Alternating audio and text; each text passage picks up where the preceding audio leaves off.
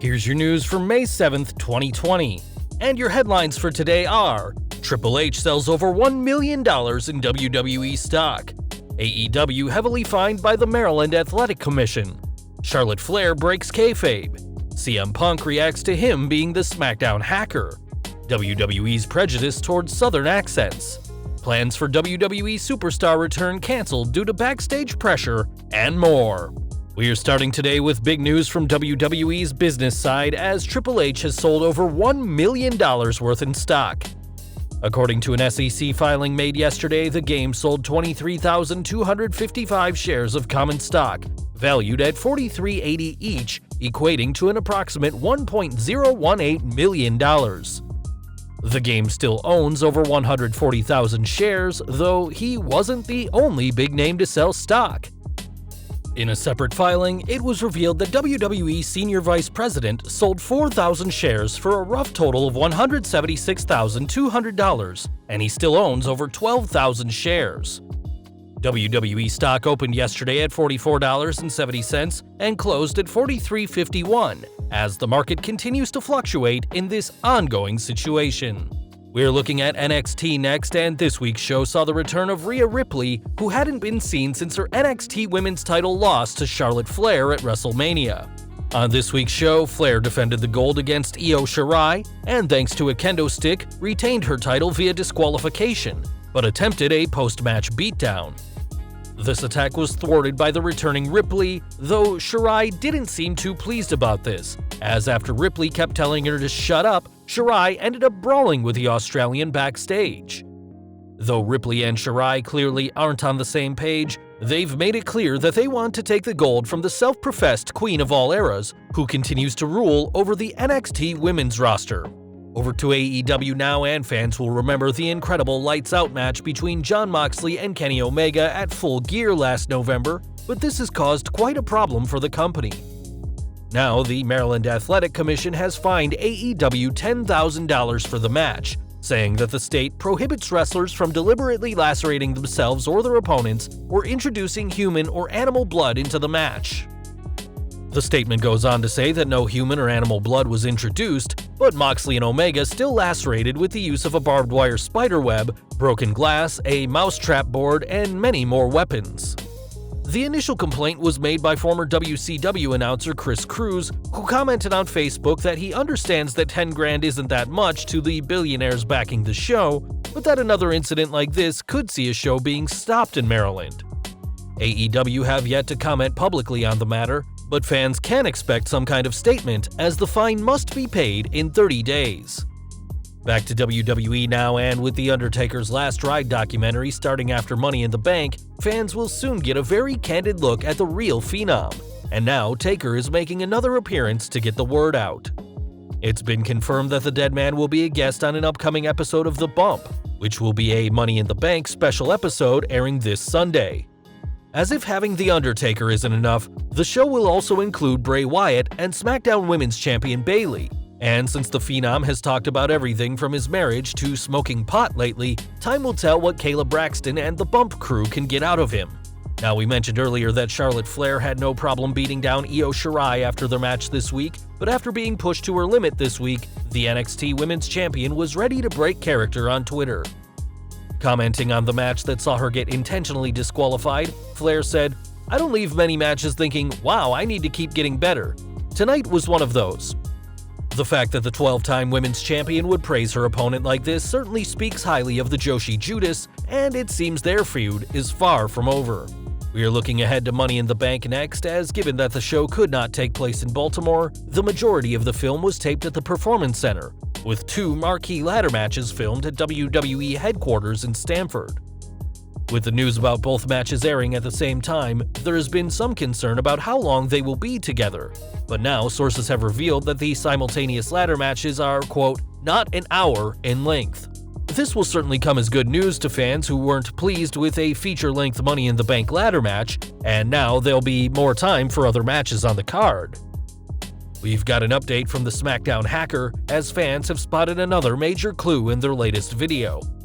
In the latest video, we already reported that the coordinates shown are the location for WWE's Performance Center, But now one fan has pointed out that the passcode is 051020, which is the date of this Sunday's Money in the Bank event.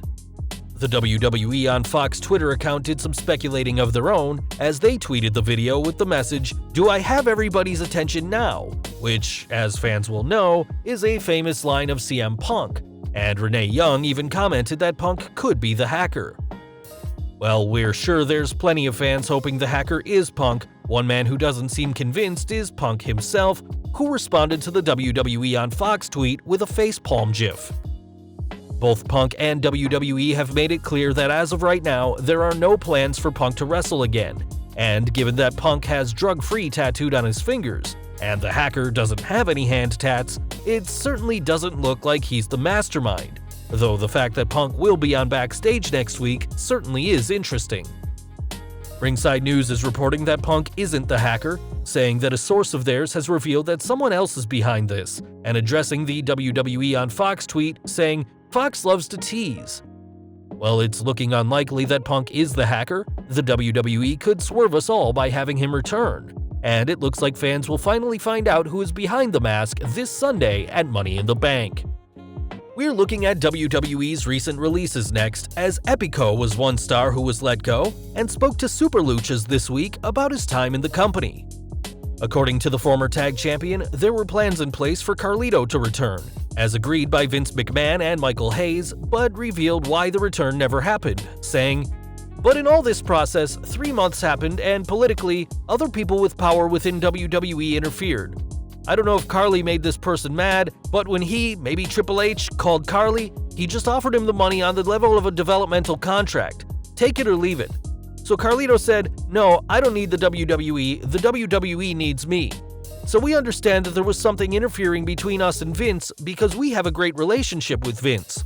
Epico went on to speak about how Mark Carrano claimed that Vince hadn't given the okay after all, saying, "We grabbed him by the arm and we go to Vince's office. He's on the phone and we asked him about Carlito, and Carrano goes, 'What are we doing with Carlito?' And Vince made this signal, thumbs up. Vince approved the idea. But after several weeks, we realized that Carlito's return to the company was no longer going to materialize." It would have been interesting to see what Carlito could have done in WWE, and while it's not impossible for Carlito to return, it looks like some changes will need to be made before that can happen.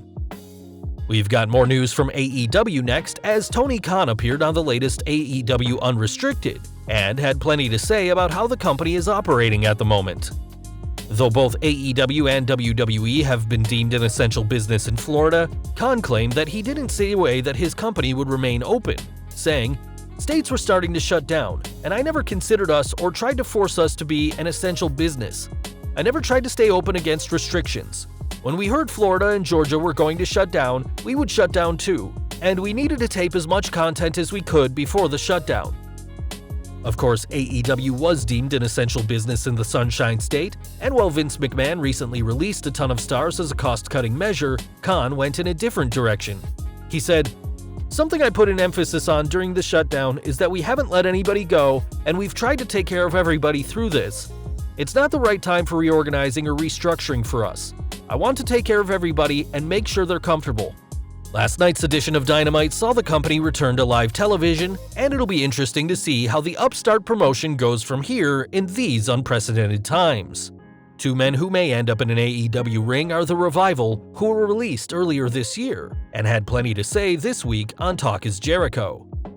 Now going by the name The Revolt, Cash Wheeler spoke about Braun Strowman capturing the Raw tag titles from The Bar at WrestleMania 34 with 10-year-old Nicholas, the son of referee John Cone, saying, "This is nothing against Braun, but he steamrolled the entire tag team division.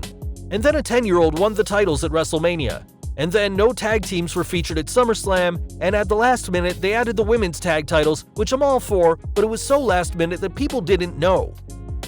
The former Raw, SmackDown, and NXT tag champions also said that part of the reason they left was because of how WWE treated tag teams. And while Nicholas only held the title for 1 day before vacating due to schoolwork, he will forever be a part of the company's history books. This wasn't the only bombshell the pair dropped on the podcast, as Dax Harwood said that they were told early in their careers that "you're not going to get much promo time because of their southern accents." And when they asked Vince McMahon about this, he replied, "Well, I'm from North Carolina."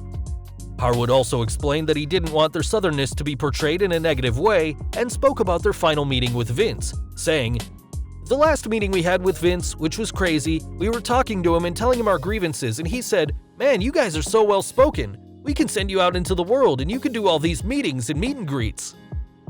Cash Wheeler added that Vince said that the pair could do Good Morning America, and while he also stated that any interaction with Vince went well, it clearly wasn't enough for them to stay, as many upper management figures claimed a southern accent could only go so far.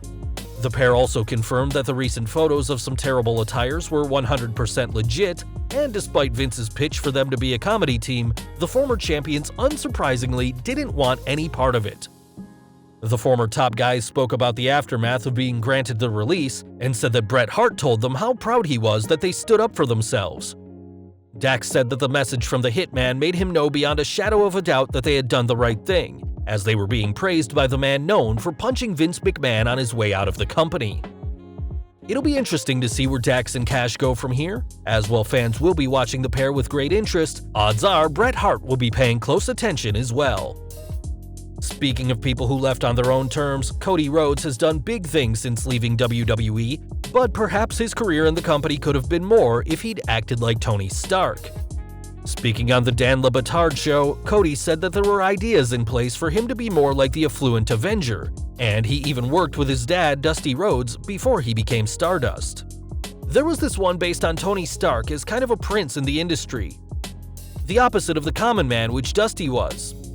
The former Intercontinental Champion also spoke about trying out the Stardust character to his Hall of Fame father, saying, "I really wanted to have a hairless cat.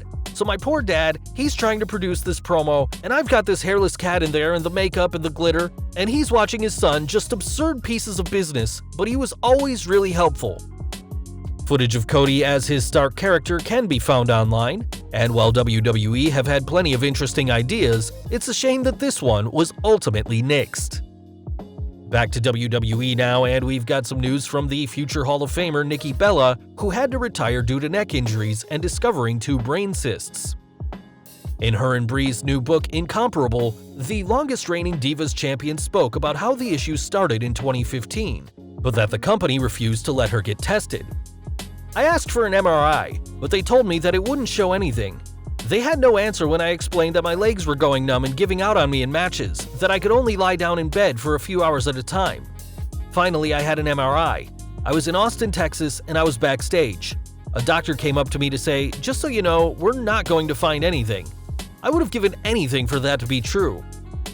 Nikki went on to question whether WWE would have treated a male superstar with neck issues the same way, and said that she was risking paralysis, and the company still didn't do anything but tell her to sit at home and pray.